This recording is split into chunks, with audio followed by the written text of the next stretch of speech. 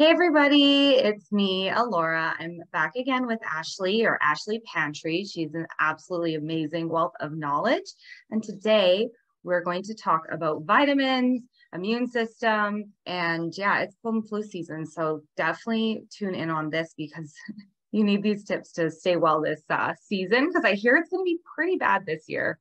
Yes, we are here today to just talk a little bit about immune health and how we can combat this cold and flu season that seems to be running like crazy right now, and everybody seems to be getting sick. So we just wanted to touch on a few simple things that will hopefully help you protect your health and boost that immunity in this cold and flu season. So we're just going to talk about a few simple supplements to start. But first and foremost, I'm going to tell you that unfortunately, all of these supplements they're going to help you, but they're not going to fix the problem if you're not willing to change your diet. So the most important thing that we need to do is reduce the inflammation in our diet. And since we just got out of Halloween, I think this is a good time to talk about sugar, because sugar is probably hanging around everybody's household right now. We're having those leftover candies, and all of that sugar is going to suppress the immune system, and it does cause inflammation. So there's actually been a study that shows that 1 teaspoon of sugar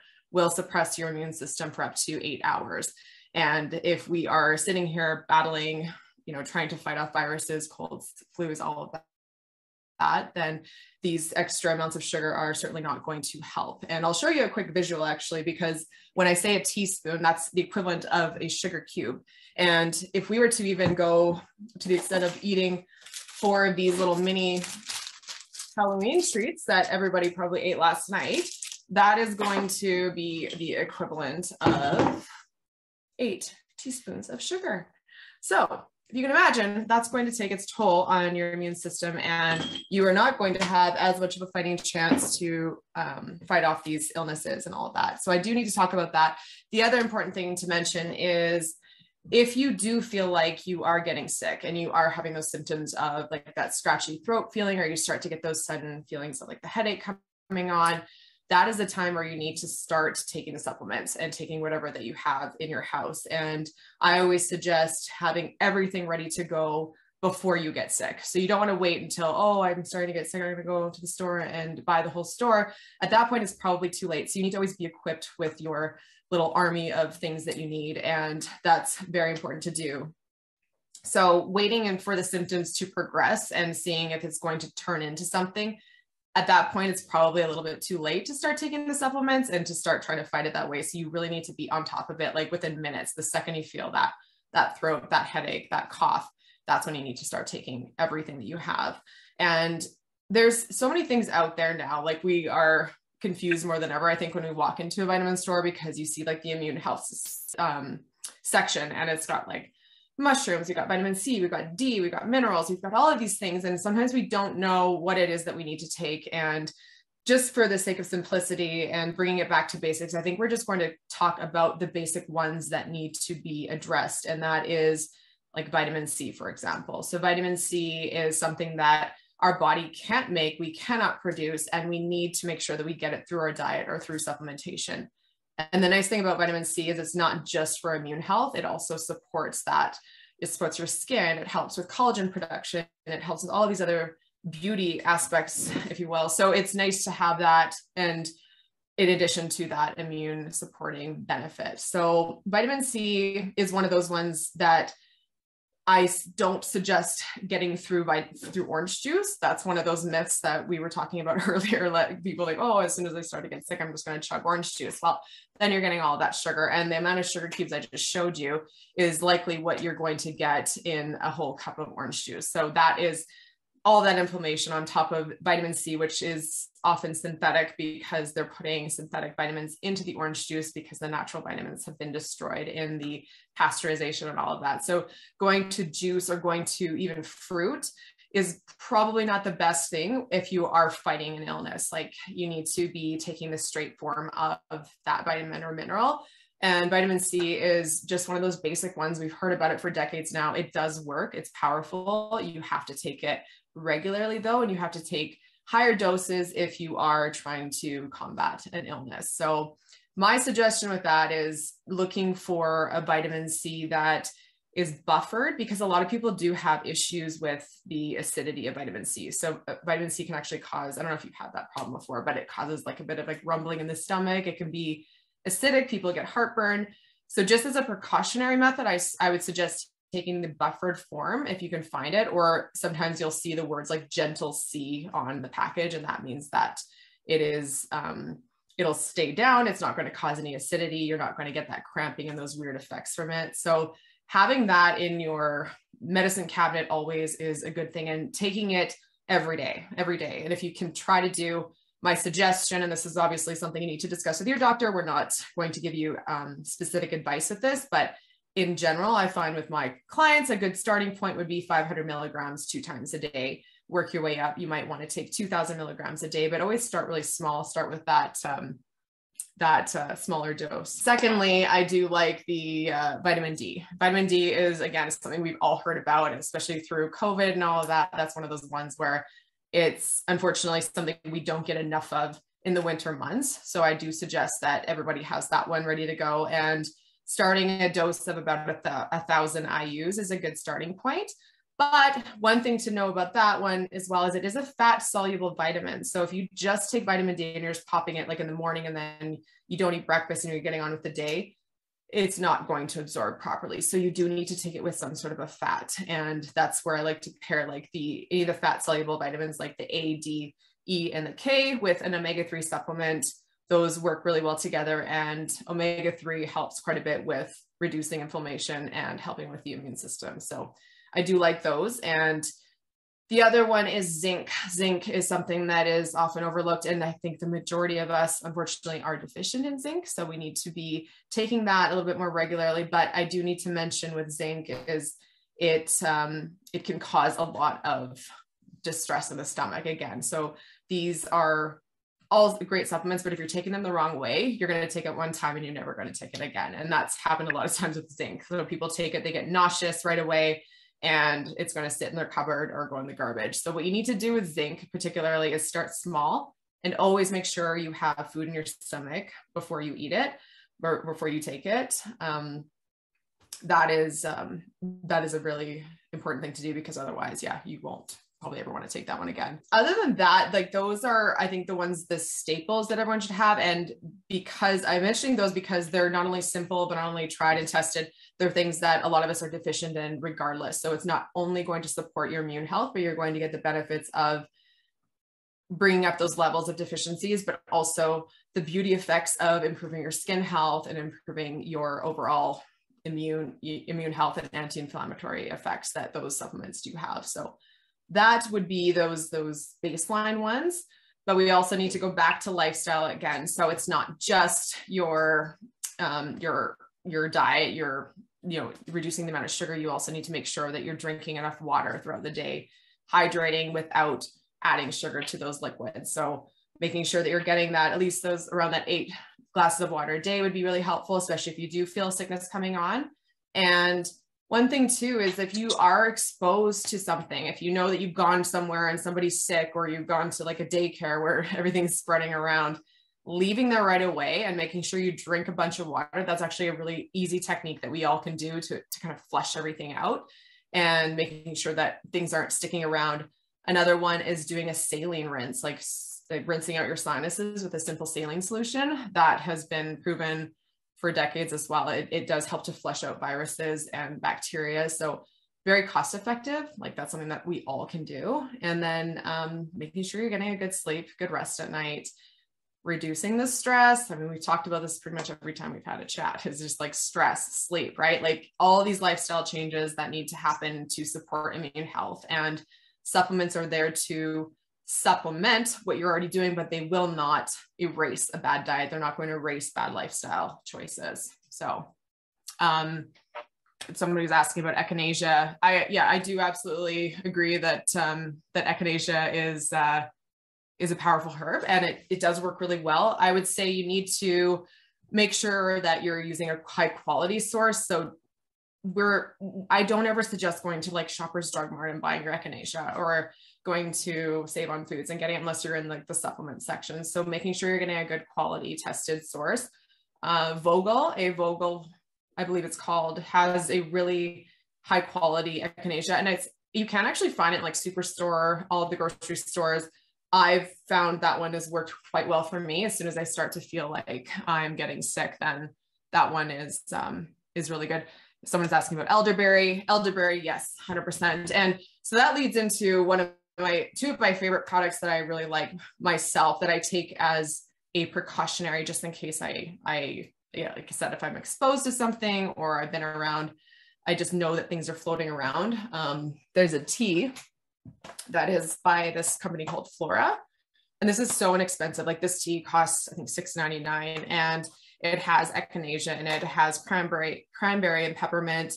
Elderberry is in here, and I can't ever say that word properly, but astragalus root. So that one's very powerful for fighting off any sort of colds and flus and viruses. And it's just so cheap. Whenever I start to get sick, I start to just drink this like 2 or 3 times a day. And it has knocked out so many things. Like, it's unbelievable. My friend calls it the voodoo tea because it does work really well. And no, I don't work for this company. I'm just saying it's a good product. Another one is Deep Immune by St. Francis. And this one is a tincture that is super easy. You just literally take like a half of a dropper, put it in some water, and it doesn't taste that bad either. It's pretty mild, but it does have the same type of components in it. So this is something, I have a smaller version. I actually just keep this in my purse. And again, if I'm with like a sick crowd or there's things going around, then I'll actually just put that in some water and drink it. So it's, as you can tell, what I'm getting at here is you have to get ahead of it. You have to get ahead of it. If you are getting sick, you need to get on top of it, like within that window of an hour, I would say. Otherwise, it does tend to be an issue. If you're having repeat courses of antibiotics, that's another thing. Like, a lot of people end up getting sinus infections. I know that's something that I do. I'm prone to getting, or other infections like urinary tract infections is another one that people seem to get over and over again. And then there's just other respiratory illnesses. So if you know that you are susceptible to that, that's where my fourth one that I really like to suggest is a probiotic, and making sure that you're always fueling that gut with that good bacteria, that good army of fighters that are going to fight for your health when those bad guys come in and try to invade. So if you don't have enough of those good bacteria, your body will never, ever be able to fight off any of these infections. And it's something that if you've ever taken antibiotics in your lifetime, you should actually always be taking a probiotic. Even one course of antibiotics can wreak havoc on your gut health and your good bacteria for up to 10 years is what a lot of science is saying. So you need to be replenishing that always. And if you do come in contact with pathogens or viruses or anything like that, that good bacteria is there to fight for you. So if there's not enough in there, you're going to keep getting sick. And taking a probiotic and taking vitamin C and doing all these things and eating crap all day long, it's not going to work. So you need to be addressing all of these things before you just start taking all these supplements. So I would say, if you are going to take this seriously, that would be my advice, is not going to the supplements necessarily, but really narrowing down on that diet. Yeah, really good points. Like we were saying in our vitamins talk last time, you might be taking multis. They've got a ton of different vitamins in them. You want to be really careful that you're reading how much you're getting. Like she's saying, vitamin D. Most multivitamins have like hardly any vitamin D. A multivitamin isn't quite enough when you're fighting when you are dealing with immune issues and all of that. So sometimes you need to, that's where these extra ones are important. So I always have like a specific vitamin C, a specific vitamin D, a zinc, and an immune complex that has, which we were talking about earlier too, is selenium is one that's often overlooked, but it just hasn't been out there enough. But there's been a lot of research that selenium is very powerful. And again, it's a mineral that you don't want to necessarily take on an empty stomach, because sometimes those minerals can upset your stomach. So having the food, then having the zinc and selenium, or finding a blend that has all of them in it, is a very powerful tool. Probiotics, what I would suggest is you can find a number of different methods, and that's what the beauty of everything about our life and our world is today, is we have access to every form of everything. So we can get powders, we can get liquids, we can get capsules, whatever works for you, that is available. And if you're more into taking a really high potency one, which if you're on antibiotics, if you've been on antibiotics recently, you need a very high potency probiotic, which yogurt will not cut it. So don't think that yogurt is ever your solution to probiotics, because there's just not enough in there. You need to take a high potency capsule, preferably a good brand from a health food store, not something that you're getting from the grocery store or Shoppers Drug Mart. Those are very helpful. And the way that you take them, I see this antibiotic question coming quite a bit. So if you're taking antibiotics, you can't take the probiotic with the antibiotic. You have to take those separately. So within at least a 2-hour gap is ideal. So you need to make sure that if you're taking an antibiotic, 2 hours later, you can take the probiotic, and then don't take the antibiotic again for another 2 hours, and make sure there's always that window. But you have to take that probiotic after that course of antibiotics for it to be more effective. Like, it's really not that beneficial to take during, because the chance of those good bacteria surviving is actually pretty minimal. It's going to help a little bit, but it's more that post antibiotic care that's most important, because you need to start replenishing everything that's been destroyed. And if you don't do that, you'll be on antibiotics again the next month and the next 3 months and all that. The people that take antibiotics typically take them over and over and over again, because you've destroyed all of that good bacteria that you need to fight off those specific illnesses, and they just become less and less effective. So other than that, I think like we've talked about, the diet, moving your body, that is something that studies have shown time and time again. People who are active, people who engage in regular physical activity, they don't get sick as much. It just doesn't happen. So that's another reason to engage in physical activity. It's not just for your aesthetics. It really is about being healthy and staying away from those illnesses. And reducing stress is very important, because that does cause inflammation. Inflammation is what causes all of these things to manifest: illness, disease, everything else. So you need to take control of that and manage that to the best of your ability. And that means getting a good proper sleep as well, and staying hydrated. And yes, you're right. Doctors don't tell you any of this. It is so true. So that's why we're on here doing this right now, because the reason, I'm so passionate about this is because I've been through that whole thing. I've been on antibiotics many, many times. I'm still recovering from it. I still have issues with my gut health because of it. So I'm way more passionate now than I was 10 years ago, because I've been through it, and I've been through these prescription medications that have ultimately destroyed my health. So I do believe that, diet is extremely important, and we're here today talking about it, not because we're working or getting paid by any company. It's just getting the word out that we need to now, especially this fall, when all of our immune systems they've taken a downhill turn. Like, this whole couple of years of not being around people and being so protected, like, didn't actually do us any favors moving forward. So now that we're getting exposed to all of these new illnesses, like, things are circulating that I've never seen before. People are getting hit with colds and flus, like, way worse this year than ever. And a lot of it's worse than the pandemic, right? The sickness that came with that. So I do think that we need to address things and one thing at a time, but keeping that supplement kit ready to go at home is super important. You absolutely need to have this stuff ready. And some people really like, the other thing to talk about too is like these little vitamin C packets. Those are easy to keep in like your purse or your wallet if you're a man, whatever you have available. But this is something that people like to take these on airplanes. They like to mix these in, like if they've been to the gym, like sometimes they have like electrolytes in it and all that. But you want to also watch the sugar in these. There's some brands that unfortunately are using genetically modified vitamin C, genetically modified corn syrup, and colors and artificial this, that, and the other. So there's better brands out there. You just need to read the labels, as I always say, and make sure that you're getting a high quality product. Yeah, that was amazing information. And thanks for addressing the antibiotic thing. I was on antibiotics for like 7 months as a kid, and then finally got my tonsils out. And then that's a whole nother story too, because every organ exists for a reason, but we're learning as we go. But yeah, you guys support your immune system with your diet, your sleep, your exercise, your decreasing your stress levels, take all your vitamins. If you do get sick, you can try some kind of more natural antibacterial things. I love black seed oil. This is amazing. I got this on Amazon. You can get it in capsules. They say it kills everything.